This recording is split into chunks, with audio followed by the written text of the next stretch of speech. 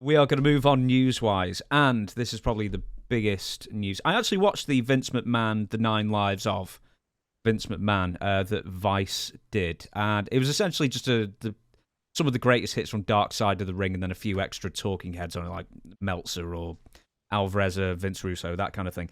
But the Wall Street Journal has claimed, I think this is 2 days ago as we record this, that Vince has been hit with 2 more civil suits from women who allege that he has in some way interfered with them. And, of course, one of them is Rita Chatterton, the former WWF referee. She has asked her lawyer to ask WWE for $11.75 million in damages relating to the alleged incident where McMahon forced himself upon her in the back of a limo in New York City in 1986. And the second woman is unnamed. She was a manager of a 5-star resort spa in Southern California.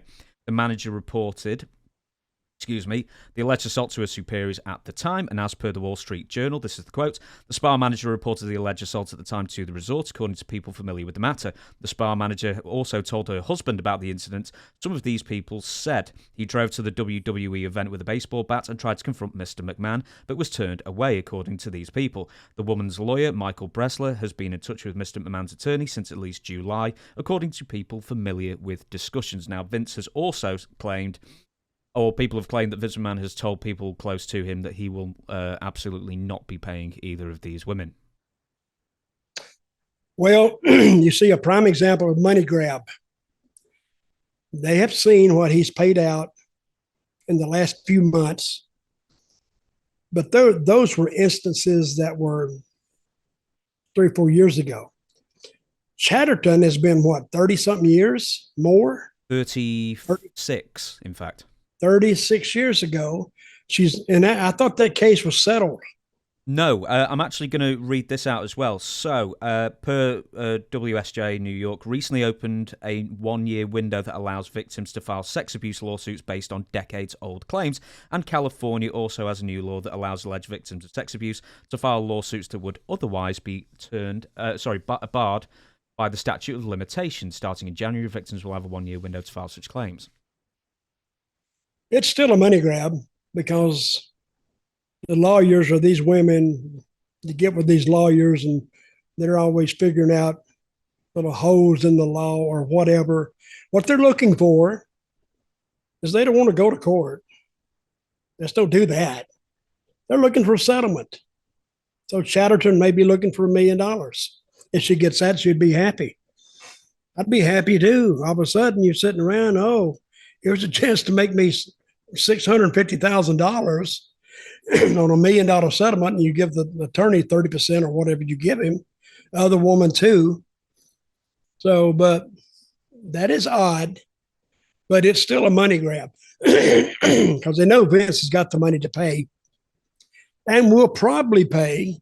But they also brought out that he is coming back to WWE. Was that your next point you're going to make? Just before I do, I was going to make mention of, it was something around 2005, and I'm sure you'll remember this news story where apparently Vince McMahon exposed himself in a tanning salon and maybe tried to grope or grab a lady who worked there. And I remember reading at the time, so it must have been 19 or whatever it was. I was just thinking, that's such a money grab. That's so never happened. And that only in 2022, and I'm sure a lot of other people thought that as well. Only in 2022 did the sort of all these accusations finally sort of collide and sort of paint a fairly obvious picture. Although we don't know if that happened or not, of course. But well, we could have a case here of a serial sex offender, Vince being one of them. Because how many times has he been accused of this? I know at least 10 times, I think. And then you hear the stories. I was in WWE. You hear the stories from the girls, and they're saying this happened. Of course, I have no way of knowing or not whether it happened or not. But I don't know why the girls would just be spreading that around for no reason. Seemed like that would be detrimental to them actually working there, spreading rumors about Vince doing this or somebody in the office doing it to them. I don't know. But I think the thing in about 2005, you said? The tanning bed one, yeah. I think that was in Florida. Is that where it was? Yeah, I believe so. So, and might be another thing WWE might want to do. Instead of the drugs rehab, they may want to do like a sexual offender rehab where you go in there and spend 30 days there, 45, and you get out. I guess they give you a certificate or whatever. But the wrestling business is no different than anybody else. We all have problems that get magnified and highlighted because of the public profile. And everybody knows who Vince McMahon is. Everybody knows who the wrestlers are. Whether you follow wrestling or not, you've had to be surfing across your TV and run across one of the shows.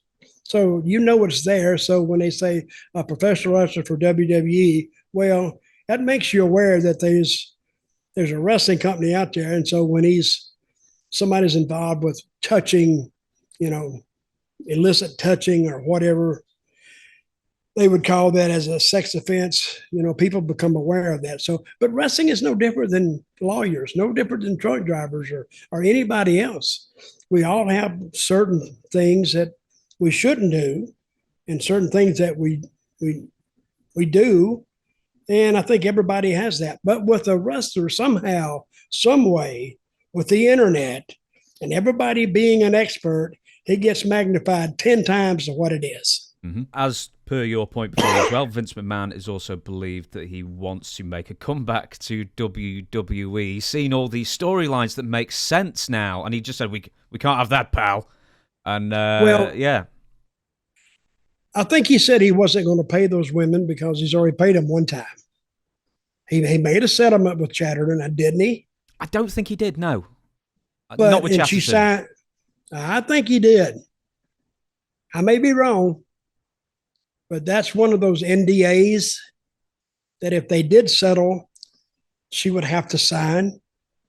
So this was my question about the other women in WWE recently about all that, that he paid all this money to.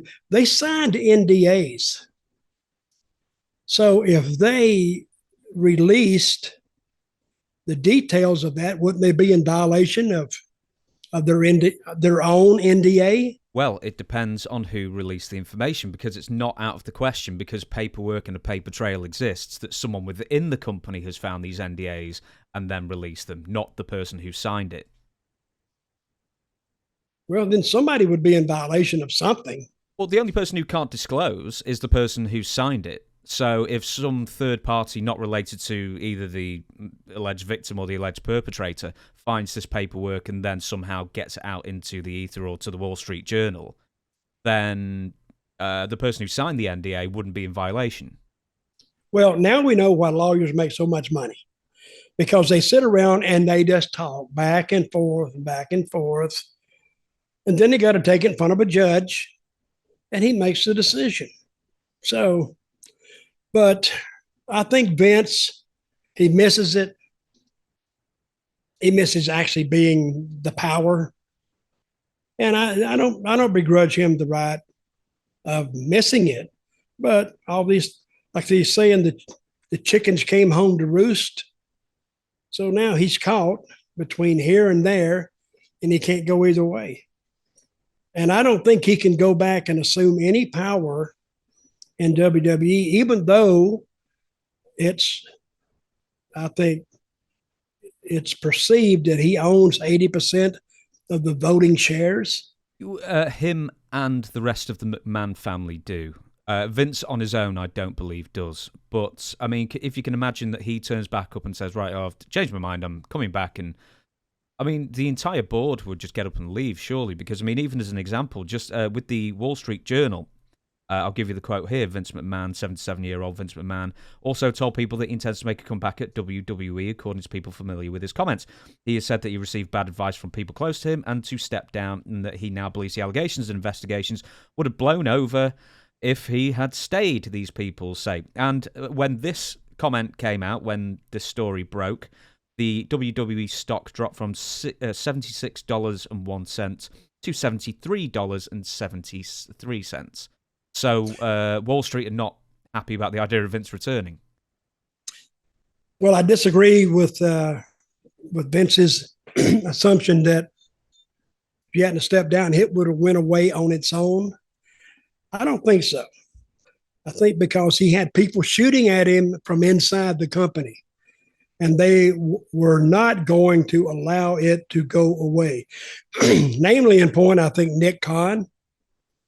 I think Nick Khan was actually sent in there to do away with Vince.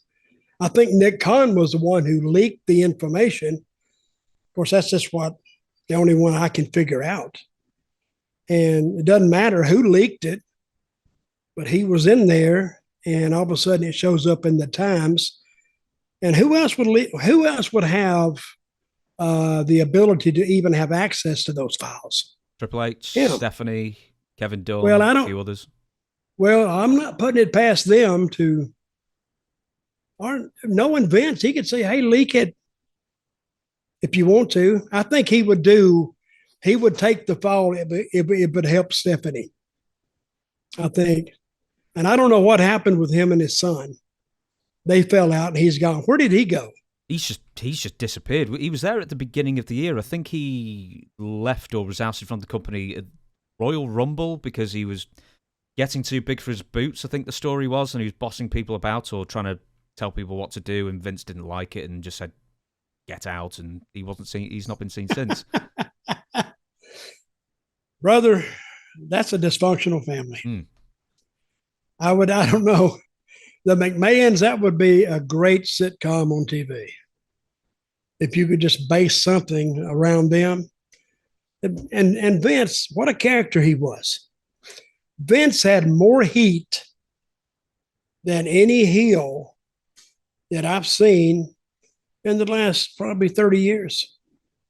All he would have to do was walk to the ring and do that walk. He would strut down there, and people literally, disliked him.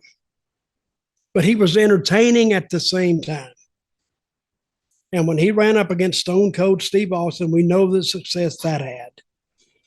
And Austin was that uncontrollable employee that wasn't going to take crap from his boss. And Vince was always figuring ways to try to screw him over. It was the Roadrunner and Bugs Bunny, I guess. Wile E. Coyote. Wile E. Coyote. I get all those wrong anyway when I try to match people up. But very, very entertaining. And I've watched wrestling just about all my life. But people would watch the show just for that. So as long as they made that a really strong point in the show, or at several points, that's why their ratings were through the roof at the time, I think.